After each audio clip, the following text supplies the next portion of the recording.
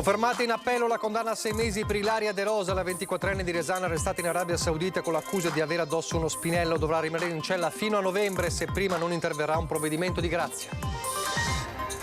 L'autopsia sul corpo dell'80enne ristoratore di Cima d'Olmo conferma l'ipotesi investigativa. Maurizio Bassetto si è tolto la vita, un colpo fatale all'addome, non è morto subito. Grave incidente a Macerata, 19enne perde il controllo dell'auto per un malore o una distrazione, centra un'altra vettura, la ragazza è in gravissime condizioni, altri 2 feriti. Poche ore dopo, altro schianto sulla Treviso Mare, 3 feriti, una 35enne grave, caos traffico lungo la strada, già teatro di numerosi incidenti. Tutti giovani e in gran parte trevigiani responsabili della violenta aggressione a un 33enne in bici che a Bibbione è stato colpito per averli rimproverati mentre stavano in mezzo alla strada. Le ha gridato "questo te lo rubo" e le ha strappato di mano il cellulare. 47enne aggredita a Treviso nella zona calda del PAMI, ladro identificato e denunciato. Festa nelle Fiamme Gialle trevigiane per i 100 anni dell'appuntato Bortolo Mancini, insignito della Croce al Merito di Guerra, prestato servizio a Vicenza, Genova, Milano e Castelfranco. Cresce l'attesa per il Palio di Montebelluna, giunto alla 33esima edizione. La giornata clou il 3 settembre e sarà seguita in diretta da Antena 3. Telespettatori di Antena 3, buonasera e ben ritrovati. Il telegiornale di Treviso, dunque in primo piano la vicenda di Ilaria De Rosa e il pugno duro della giustizia saudita nei confronti della 24enne assistente di volo di Resana, in carcere da maggio a Jeddah con l'accusa di avere addosso uno spinello. La ragazza dovrà rimanere in carcere fino a novembre. La sentenza d'appello ha confermato la condanna. Dopo 2 udienze rinviate, la sentenza d'appello è stata alla fine pronunciata, ma l'esito non è quello sperato. Il tribunale arabo ha confermato la condanna a 6 mesi di carcere per Ilaria De Rosa, l'hostess 24enne di Resana, in carcere a Jeddah, in Arabia Saudita, con l'accusa di detenzione di stupefacenti. Addosso, secondo la polizia del luogo, avrebbe avuto una modica quantità di hashish. L'assistente di volo della compagnia lituana Avion Express dovrà dunque scontare la pena per intero, rimanendo in cella fino a novembre, e al termine di questo periodo potrebbe venire espulsa dal paese medio orientale. Una brutta notizia, perché un po' di speranze c'erano che potesse venire a casa il prima possibile, però a questo punto dobbiamo accettare la sentenza, quello che è passato in giudicato, questo secondo grado di giudizio, che quindi ha dato la conferma che dovrà rimanere fino a novembre. La famiglia di Ilaria rimane in silenzio. Familiari e amici della ragazza speravano di accorciare la permanenza nella prigione araba. So che c'è questa richiesta di grazia, però a questo punto i tempi mi sa che sono corti, sono brevi, quindi più che altro il pensiero va ai genitori, alla famiglia che chiaramente è a casa, l'aspetta a braccia aperte e l'aspetta. Speriamo passi in fretta questi mesi, queste settimane, direi ormai. I 3 amici che la sera dell'arresto, il 5 maggio scorso, durante una festa in villa, erano con lei, hanno avuto condanne ben più pesanti. La ragazza aveva sempre respinto le accuse a suo carico e gli stessi amici, con le loro testimonianze, l'avevano scagionata. Ma nulla è bastato a evitarle il duro giudizio dei giudici sauditi e ora la speranza è quella che la 24enne non subisca vessazioni in carcere. Questa è la preoccupazione maggiore. Speriamo però venga trattata in maniera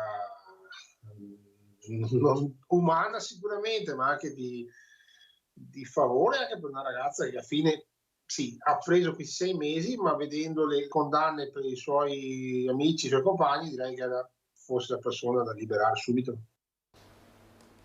A Cima d'Olmo non è più un giallo la orribile morte di Maurizio Bassetto, il noto ristoratore trovato nella concimaia vicino al suo ristorante agriturismo. L'autopsia eseguita oggi conferma l'ipotesi del suicidio.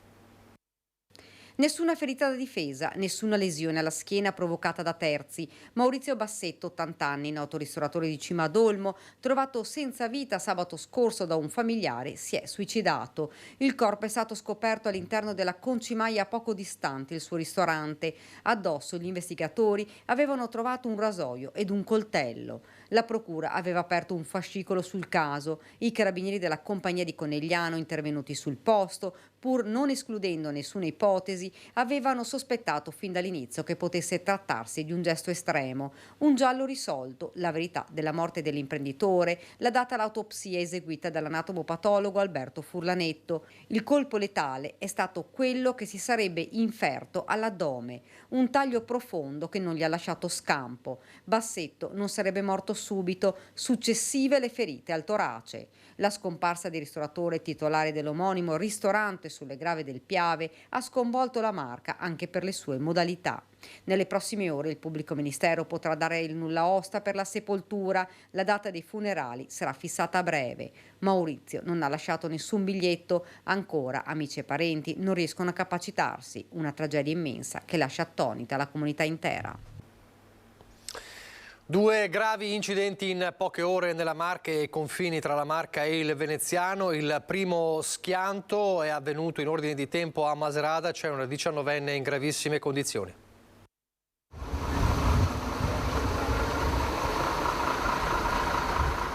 Erano circa le 9:40 quando una 19enne residente a Macerata, ma originaria di San Donà di Piave, ha perso il controllo della sua Clio lungo la via Postumia, scontrandosi violentemente con un Audi che procedeva nella direzione opposta. Stavano proseguendo in questa direzione e la macchina dall'altra parte gli è piombata addosso senza preavviso. A parlare poco dopo il drammatico scontro frontale avvenuto a Macerata sul Piave è lo zio di uno dei 2 passeggeri dell'Audi che viaggiava in direzione Catena. Nonostante il forte impatto, i 2 non hanno riportato gravi ferite. Non è andata così per la ragazza. Le sue condizioni sono sembrate da subito gravissime. Accorsi sul posto, i sanitari hanno stabilizzato e intubato la 19enne che è stata trasportata in ospedale dall'elisoccorso del SUEM 118. La strada è stata per ore interrotta al traffico provocando rallentamenti e code. Un malore o un momento di distrazione forse all'origine della perdita di controllo dell'auto. Restano ancora in fase di accertamento da parte dei carabinieri le cause dell'incidente. E poche ore dopo un altro grave incidente sulla Treviso Mare al confine tra Roncade e Meolo, uno schianto frontale seguito a un'invasione di corsia, 3 le persone ferite, una 35enne grave. La Treviso Mare ha fatto da sfondo all'ennesimo incidente nel tratto a confine tra la provincia di Treviso e quella di Venezia all'altezza del casello autostradale di Roncade Meolo. 3 le auto coinvolte, una solo marginalmente, come spiega il referente della polizia locale di Meolo, intervenuta sul posto insieme al SUEM 118 e ai vigili del fuoco. Avevamo una famiglia con 3 passeggeri che è stata coinvolta in modo marginale, un conducente che viaggiava da solo e un'altra autovettura con 2 persone a bordo. Pesante il bilancio tra i feriti, 2 in modo più lieve, fratello e sorella trentenni originari della provincia di Vicenza e una donna 35enne italiana le cui condizioni sono apparse subito più gravi. È intervenuto l'elisoccorso, ma alla fine non c'è stata la necessità di trasportare il ferito con l'elicottero.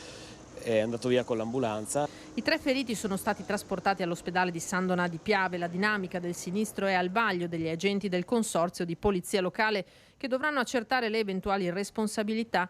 Quello che per ora è sicuro è che una delle 2 vetture ha invaso la corsia opposta, causando uno scontro frontale con la macchina che sopraggiungeva dall'altro senso di marcia. Lunghe code si sono subito formate con i vigili che hanno dovuto gestire anche la difficile situazione viaria. Treviso Mare, funestata da molti incidenti in questa estate, rimane una sorvegliata speciale. C'è stato anche un incontro con la prefettura per l'esodo, per il traffico, per il controllo della circolazione. E, è un'attività che comunque facciamo normalmente durante l'anno. L'appello è sempre quello alla prudenza. L'appello è quello alla prudenza e al rispetto delle norme sulla circolazione stradale che sono fondamentali. In gran parte trevigiani, giovanissimi, entrati in azione a Bibbione aggredendo un 33enne che li aveva rimproverati, sono stati subito incastrati dalle telecamere della polizia locale, controllate a vista da un agente. Il bus che li stava portando in discoteca è stato fermato, sequestrati droga e anche, pensate, una roncola.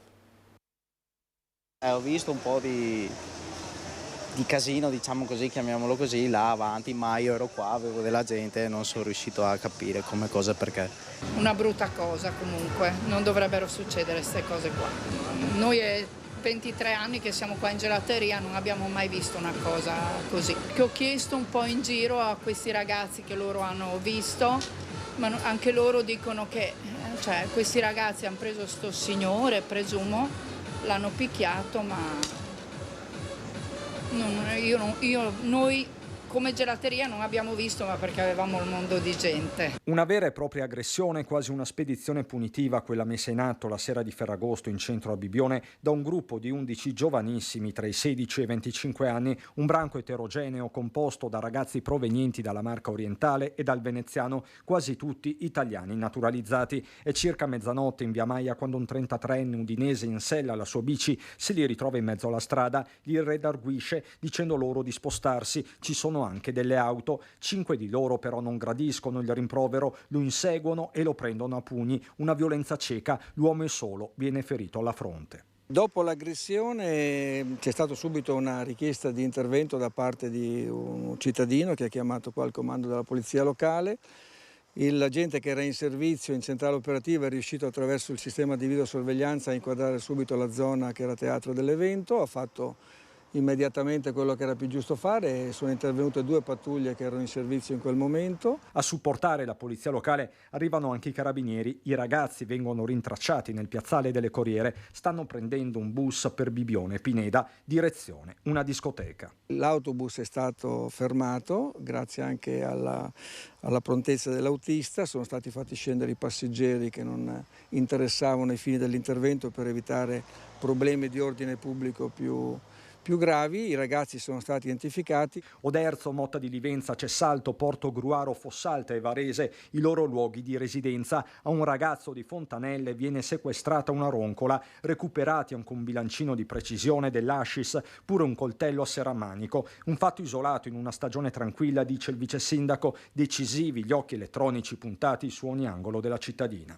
Certo che le telecamere non servono a niente se poi non c'è chi le guarda, quindi l'occhio tecnico va bene, ma ci vuole poi l'occhio umano che analizza, decide come è meglio procedere. Vogliamo incontrare il ragazzo autore dell'aggressione e la sua famiglia. La comunità c'è, dicono da Cessalto, sindaco e parroco che chiamano in causa il ruolo dei genitori. Non lasciamo i ragazzi soli a se stessi.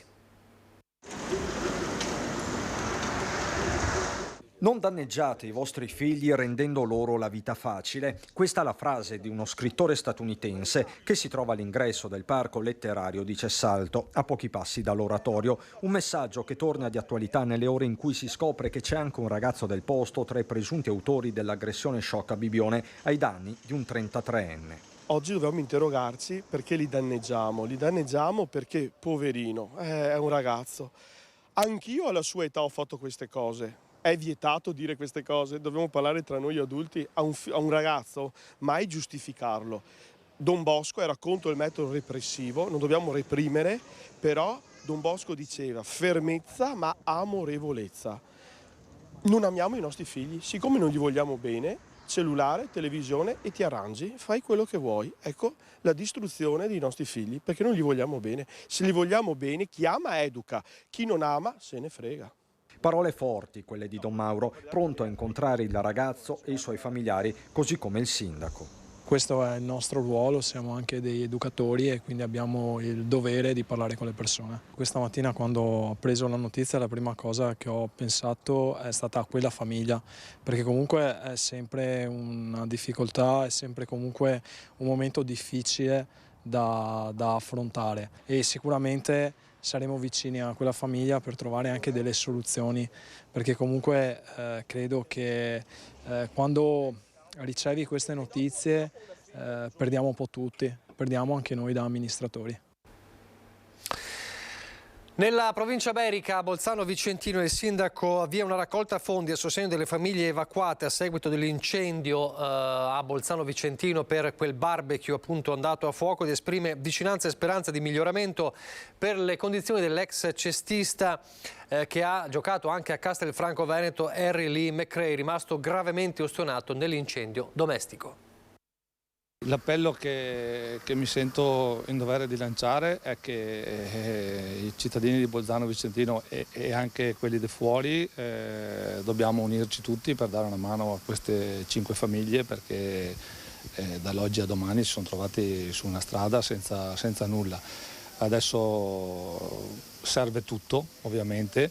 Abbiamo lanciato stamattina una raccolta fondi Chi ha un appartamento sfitto o più appartamenti da mettere a disposizione di queste persone, perché i tempi per il ripristino non saranno brevi, quindi dobbiamo in qualche modo coinvolgere la bontà e la sensibilità delle persone per darci una mano. L'appello alla generosità con una raccolta fondi, i cui riferimenti si trovano sul sito del comune, rivolta ai cittadini di Bolzano Vicentino, arriva da parte dell'amministrazione che si sta spendendo in aiuto delle 5 famiglie evacuate a seguito dell'incendio divampato da un barbecue nel giorno di Ferragosto che dalla terrazza di un'abitazione di via Dalla Chiesa si è propagato per cause al vaglio dei tecnici, danneggiando alcuni appartamenti. Famiglie attualmente ospitate, chi da parenti, chi in una struttura ricettiva locale che ha messo a disposizione delle camere. Fiammata che ha investito il 34enne Harry Lee McRae, di origini statunitensi, ex cestista ricoverato per le gravi ustioni riportate a seguito del tragico incidente domestico,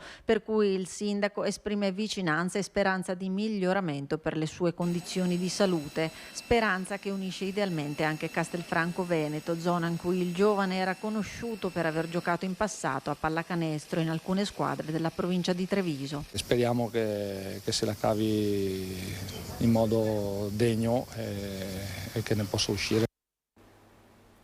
Torniamo in città, torniamo a Treviso. Ha strappato dalle mani di una 47enne il cellulare. È stato identificato dopo 10 giorni dai carabinieri di Treviso e denunciato il malvivente. Il fatto è accaduto in una delle zone calde della città, forse la zona più calda.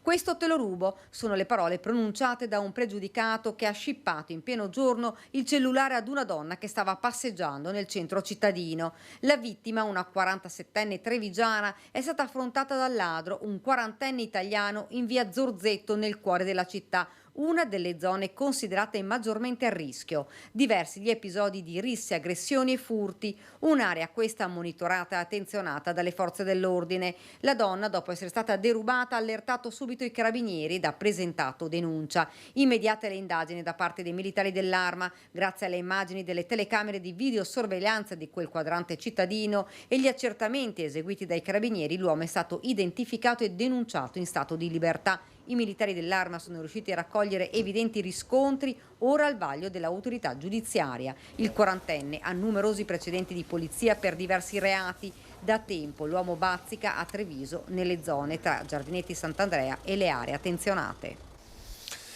In attesa dei funerali dell'addio sabato in città, continua l'omaggio con fiori, piante e biglietti fuori dalla sua creatura, Camelia Beccheri.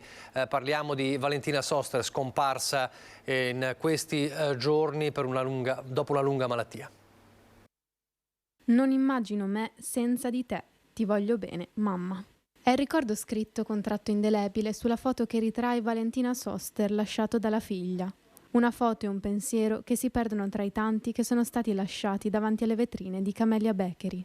In questi giorni Valentina avrebbe voluto che la sua camellia fosse piena di colori e più bella che mai. Come simbolo dell'amore che ha lasciato nelle nostre vite, sarà possibile lasciare fiori, ricordi o messaggi di affetto all'ingresso di Camelia o in chiesa. Parole affidate a un cartello affisso alla porta d'ingresso. Ed è così che sono cominciati silenziosamente ad accumularsi piante, fiori, pensieri. Toni tenui, quelli scelti dai tanti che hanno deciso di renderle omaggio, come le tinte pastello della sua pasticceria, diventata punto d'incontro amato da trevigiani e turisti.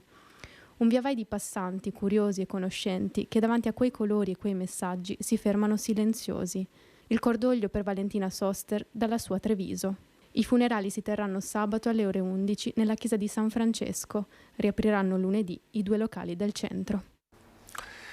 Pochi istanti di pubblicità, poi ancora in diretta. Rieccoci in studio in diretta, restiamo a Treviso, restiamo nel capoluogo, umidità e muffa in una casa popolare della zona di Santa Bona, la segnalazione di Ambra Barbon. Vivo in una situazione di disperazione totale. Mi è stato dato 1 anno e mezzo fa un alloggio di cui è letteralmente umido e con varie muffe che escono. Il 17 di giugno mi è successo un cortocircuito e mi si è incendiato tutto il piano cottura con le bambine che dormivano in casa. Una situazione di disagio che Ambra Barbon, trevigiana di 33 anni e mamma di 2 bambine di 6 e 12 anni, non riesce più a sostenere. Nell'appartamento al piano terra di via Bianchini, nel quartiere di Santa Bona, l'umidità data anche dalle vicine cantine del palazzo rende gli ambienti della casa inospitali. È una disperazione, io ho avuto 1 mese e mezzo di bronchite, non riuscivo a guarire nemmeno con gli antibiotici.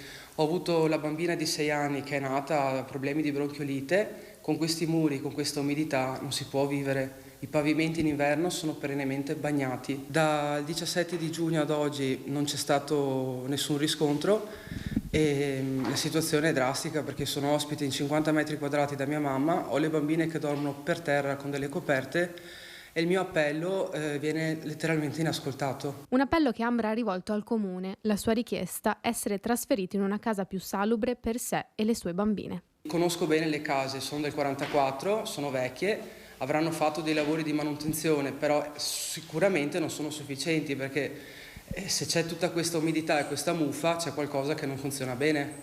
Io non riesco più a vivere in una condizione del genere, né io né le mie bambine, quindi chiedo di essere da qualcuno ricevuta, ascoltata e non è che chiedo i miliardi e una villa, chiedo una casa che sia dignitosa, che abbia dei muri sani, anche più piccola di questa, ma che sia una casa sana. Una situazione nota, dice il Comune. Allora abbiamo ascoltato l'assessore alle politiche sociali, Gloria Tessarollo. Sentiamo cosa ci ha detto. La cittadina ci ha chiesto una mobilità a noi del servizio sociale e quindi vuole essere spostata in altro alloggio. Le abbiamo spiegato che le mobilità si possono autorizzare solo in deroga, da legge regionale andrebbe fatto un bando e in deroga il criterio è quello di avere delle criticità e fragilità di tipo sanitario certificate ovviamente dalle istituzioni sanitarie, non è il caso della signora. Ho segnalato l'unica criticità che lei oggi mi rilevava al servizio dei lavori pubblici per un'ulteriore verifica che era quello riguardo l'impianto elettrico. Ci risulta che al momento il salvavita sia a norma. Di recente la signora aveva richiesto un intervento all'azienda sanitaria che ovviamente è l'unica che può certificare l'idoneità dell'alloggio e il parere era stato che l'alloggio è idoneo ad ospitare 4 persone. Quelle che sono le problematiche che lei rileva riteniamo possano essere gestite ovviamente con una manutenzione continua dell'alloggio e quindi l'arieggiamento e alcuni accorgimenti. C'è un'associazione di volontariato che si è anche resa disponibile per poter appunto mettere l'antimuffa e imbiancare le pareti, cosa che appunto è un onere che devono avere gli inquilini che occupano gli appartamenti e quindi in questo caso direi che sarebbe, come dire, un aiuto che andrebbe in qualche modo accolto per poter rimettere insomma in sesto l'alloggio. Vedremo allora come si svilupperà questa vicenda. Intanto, a proposito di alloggi popolari, Ater Treviso ha disposto importanti interventi di polizia straordinaria e gestione del verde nella zona degli alloggi tra via Feltrina e via Castagnole. L'intervento, il terzo eseguito negli ultimi mesi, è stato deciso dal CDA in attesa dell'inizio dei lavori di riqualificazione dell'area previsti per il prossimo autunno. La zona è purtroppo nota essere oggetto di improprio utilizzo, specie per lo scarico abusivo di rifiuti. Così Ater ha predisposto nuovi provvedimenti nella zona tra fine luglio e inizio agosto. Ripulitura, asporto rifiuti, manutenzione del verde, rimozione degli alberi caduti per il maltempo, cura di alberature, erba e cespugli. Gli spazi, come noto, fanno parte del progetto Pinqua e sono in attesa dell'avvio dei cantieri previsti per il prossimo autunno. Festa nelle Fiamme Gialle trevigiane per i 100 anni dell'appuntato Bortolo Mancini, al quale, lo vediamo dalle immagini, è stato consegnato nel corso di una cerimonia presso la compagnia della Guardia di Finanza di Castelfranco il messaggio di buon compleanno inviatogli dal comandante regionale generale di divisione Riccardo Rapanotti. Nato nel 1923 a Castelnuovo del Garda nel Veronese, arruolatosi nelle Fiamme Gialle nel 1942 e insignito della Croce al Merito di Guerra, ha prestato servizio a Vicenza, Genova, Milano e Castelfranco prima del congedo nel 1978 e oggi il traguardo dei 100 anni.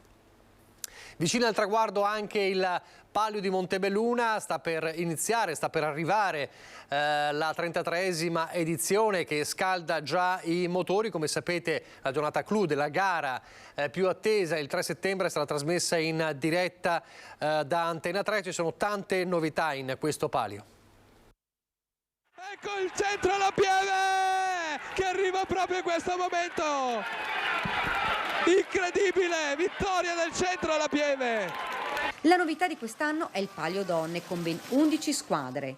11 squadre di ragazze che spingeranno un carro di 300 kg, 80 kg in meno rispetto ai colleghi maschi, ma garantisco che 300 kg in salita sono tanta roba e portano un grande impegno, un grande sforzo fino ai limiti a volte, e questo è, voglio dire, la vera novità di questi anni, perché ha portato un'energia nuova, un'energia positiva che ha dato un vero valore aggiunto. Il palio di Montebelluna raggiunge diversi tipi di pubblico, quello sportivo, quello storico, perché ricordiamo che racchiude la storia del mercato vecchio, ma è anche per gli amanti delle sagre, perché si potrà bere e mangiare prodotti tipici. Una manifestazione attesa, giunta alla sua 33esima edizione, cresciuta grazie anche al mondo del volontariato, che quest'anno giunge ad avere oltre 180 persone al lavoro. Sono persone che lo fanno come me e come tanti altri gratuitamente, solamente per un senso di appartenenza e passione per il proprio territorio, e lo fanno credendo di poter dare un vero valore aggiunto alla propria città. Le squadre sono pronte alla partenza, l'attesa per questa competizione cresce ogni giorno di più.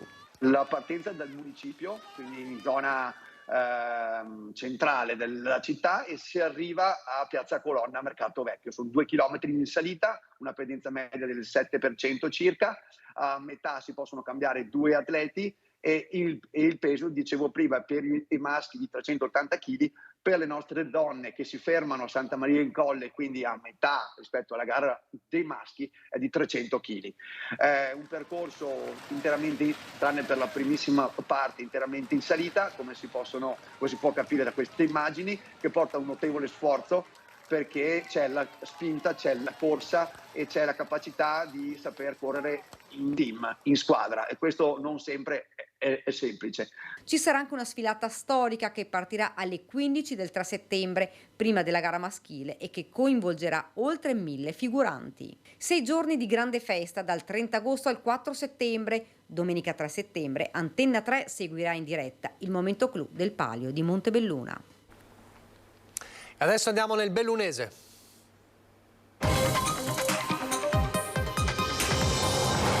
E c'è la politica in primo piano. Il senatore veronese Paolo Tosato è stato incaricato dal segretario regionale della Lega Alberto Stefani di assumere il ruolo di tutore del gruppo consigliare del Carroccio a Palazzo Rosso. Non era mai accaduto prima ed è già ovviamente un caso politico. All'origine della decisione la necessità di riportare nei ranghi 3 consiglieri e l'assessore alla protezione civile troppo critici, secondo appunto la decisione del Carroccio, nei confronti dell'amministrazione di centrodestra guidata da Oscar De Pellegrini.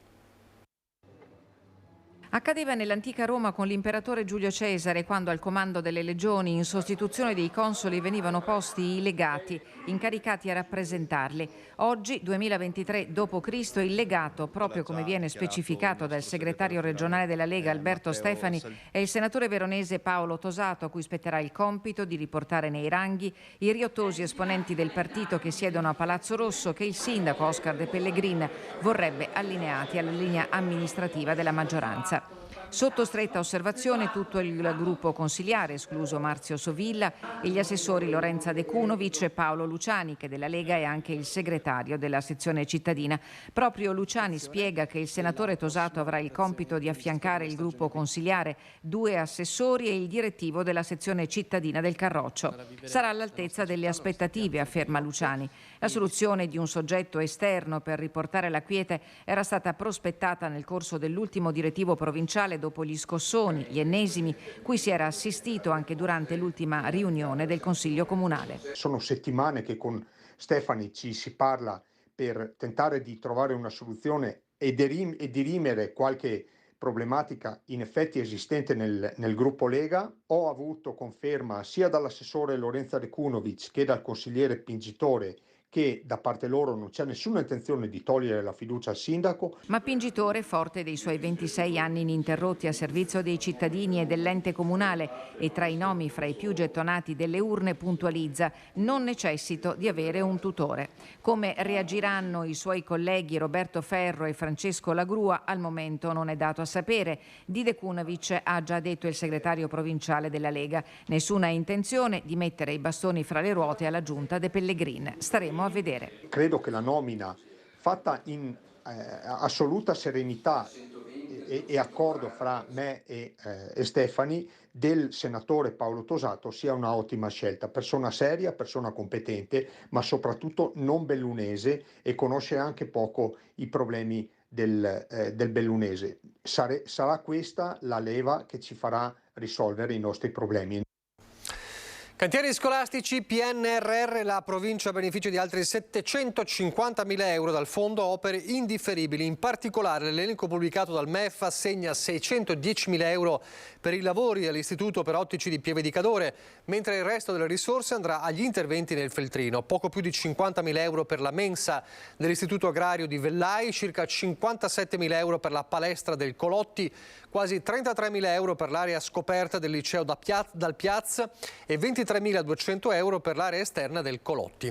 Queste dunque le cifre del fondo opere indifferibili. Intanto però è polemica aperta, o meglio continua la polemica sul caso Investi Scuola. Oggi è il segretario provinciale di Azione Andrea De Bortoli a chiedere chiarezza a Dolomiti Bus, che ha dato la propria disponibilità a dare fondo alle riserve per scongiurare il caro trasporti a carico degli studenti bellunesi. Ci aspettavamo un aiuto da Roma o dalla Regione, che invece si sono voltati dall'altra parte, scrive De Bortoli, che però a questo punto interroga il presidente di Dolomiti Bus Biasiotto per sapere se la verifica con i soci è stata fatta solo dopo l'intervento di Luca De Carlo, viste le innumerevoli interlocuzioni con la provincia. De Bortoli si chiede pure come sia possibile intaccare le riserve, sia pure in via straordinaria, per un'operazione che ha dato la possibilità solo a una parte politica, cioè a Fratelli d'Italia, di potersi appuntare una medaglia al petto. Insomma, la polemica è tutt'altro che finita e noi invece adesso torniamo meglio in Comelico. Il caso dell'acqua potabile garantita solo con l'impiego delle autobotti fino a questa sera. L'emergenza potrebbe durare ancora. Maltempo eccezionale in Comelico e da giorni conseguenze pesanti per l'erogazione di acqua potabile. Purtroppo è un evento eccezionale che ha investito tutto il costone del Vallon Popera, partendo dal Vallon Popera proprio, danneggiando anche il rifugio Berti con una massa di ghiaia che è scesa sulla turbina e sull'acquedotto, per poi arrivare fino all'acquedotto Rio del Sasso e poi ancora all'acquedotto di le sorgenti a Jarnola. Situazione complessa con grandi disagi patiti da residenti e turisti. La fortuna è che Padola sia servita da due sorgenti, quindi a Jarnola sul ghiaione e acque nere più basse invece in mezzo al bosco, quindi già il giorno dopo sostanzialmente la frazione di Padola nell'arco di 24 ore è stata rimessa a posto, perché è stato scollegato la sorgente alta, quella che aveva problemi, e è stata mantenuta solo quella bassa, mentre la Rio del Sasso purtroppo è unica, serve le frazioni di Candide, Casamazzagno, Sega di Gon, Soppalù ed Osoledo, e quella purtroppo è unica e pertanto bisognava aspettare la stabilizzazione della sorgente. La gente si è destreggiata come ha potuto, attendendo le autobotti, acquistando in maniera massiccia bottiglie d'acqua, cercando dove ci fossero fontane la cui acqua fosse potabile. È andata anche bene, perché dopo qualche giorno è diventata chiara, quindi era bevibile. Siamo un po' arrangiati avendo questa pompa giù che ci forniva acqua. Primo giorno siamo andati a Costa Lissoio, pur di aver l'acqua della fontana. Hanno detto di non berla, allora mi fido di loro e non la bevo, che almeno siamo sicuri, insomma. Noi qui ci siamo arrangiati, bene o male, con le bottiglie siamo riusciti lo stesso ad andare avanti, però la gente si lamentava, i turisti specialmente. Andiamo alle fontane, quelle che sono libere, quelle che non vengono dall'acquedotto. Serenamente? Ah vabbè, è un disastro, non è piacevole, certo. Noi praticamente abbiamo bevuto lo stesso, fatta bollire, perché la mia da questa parte qui non era molto sporca. Non è stato molto facile, ma ce la siamo cavata lo stesso, insomma, con un po' di acqua naturale che avevamo avevamo comprato tempo addietro, diciamo, quindi abbiamo risolto così. Che l'acqua non si può bere, viene l'autobotte dei pompieri che fornisce l'acqua potabile, si va coi secchi, con le taniche e si prende. Sta di fatto che una delle due sorgenti è nota per aver già creato problemi e nuove precipitazioni ne potrebbero quindi causare di ulteriori. Rio del Sasso erano 20 anni che non aveva problemi di torbidità, mentre la Jarnola è nota, essendo molto vicino ai ghiaioni, di avere ogni tanto, in occasione di qualche evento meteo eccezionale, avere dei problemi. La Rio del Sasso erano 20 anni che non ne aveva, quindi vuol dire che l'evento è stato veramente eccezionale quella sera, breve ma di elevata intensità, e quindi questo è il risultato. E a questo proposito c'è un aggiornamento dal Comune di Comelico Superiore proprio sulla questione acqua. Le analisi, scrive la nota del Comune, le analisi di torbidità effettuate nel primo pomeriggio dal gestore per le frazioni di Dosoledo, Candide e Casamazzagno e per le borgate di Sega di Gone e Sopalù hanno evidenziato che i parametri risultano ora rientrati nella norma. A scopo precauzionale il gestore ha disposto ora delle analisi di potabilità che saranno pronte entro i prossimi 2 giorni circa. Sarà pertanto ancora disponibile per venerdì, cioè domani e sabato, e comunque fino alla ricezione delle analisi la botte per la distribuzione di acqua potabile con il seguente orario: fino alle 12 a Dosoledo, piazzale scuola primaria, dalle 13 alle 13:30 piazzetta Sega di Gonna, dalle 13:45 alle 14:45 piazza Zambelli a Candide, dalle 15 alle 16 piazza della Salute a Casamazzagno, poi di nuovo a Dosoledo presso il piazzale della scuola primaria. Dalle 12 alle 13 circa non sarà disponibile la botte per il rifornimento di acqua. Dunque l'analisi sulla potabilità ha dato esito positivo, o meglio negativo, nel senso che tutto sarebbe rientrato nella norma a livello di potabilità, ma ulteriore analisi per massima certezza, e quindi ancora per domani e per sabato si può usufruire del servizio botte in attesa che ci sia il ritorno alla normalità. Quindi sicuramente in questo weekend ancora rimarrà così la situazione con l'approvvigionamento con le botti, ma c'è uno spiraglio, insomma, uno spiraglio positivo. Chiudiamo con Dolomiti Ambiente SPA che va a gara. È stato pubblicato l'atto con il quale viene disposta la cessione attraverso l'asta pubblica del 92,4% delle quote della società che si occupa del servizio integrato dei rifiuti. Domani sarà pubblicato anche il bando di gara vero e proprio. Con questo provvedimento la provincia dà seguito alla chiusura della trattativa per la cessione diretta tra l'ente e le 4 società che stava alla base del progetto di affidamento in-house del servizio integrato di raccolta e smaltimento rifiuti sul territorio provinciale. Dunque d'ora sarà il mercato libero a decidere il passaggio dal patrimonio pubblico a mani private, e questo, annota il consigliere provinciale delegato Simone Deola, è un indubbio fallimento politico del territorio bellunese. Siamo in chiusura, vi lascio le previsioni del tempo, grazie per averci seguito, arrivederci.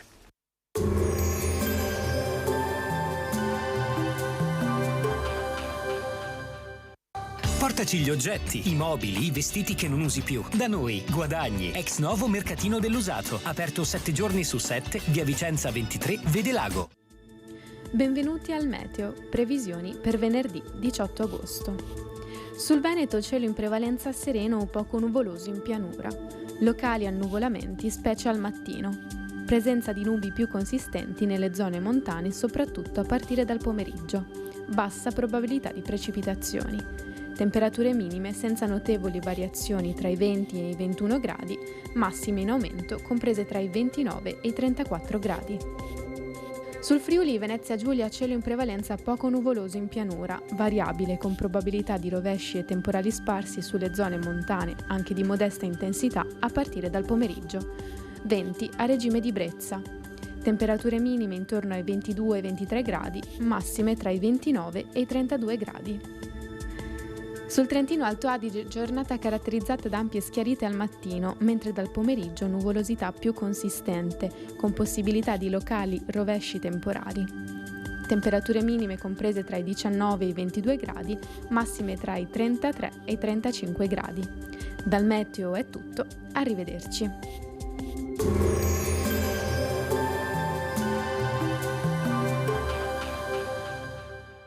Portaci gli oggetti, i mobili, i vestiti che non usi più. Da noi, guadagni. Ex novo mercatino dell'usato. Aperto 7 giorni su 7, via Vicenza 23, Vedelago.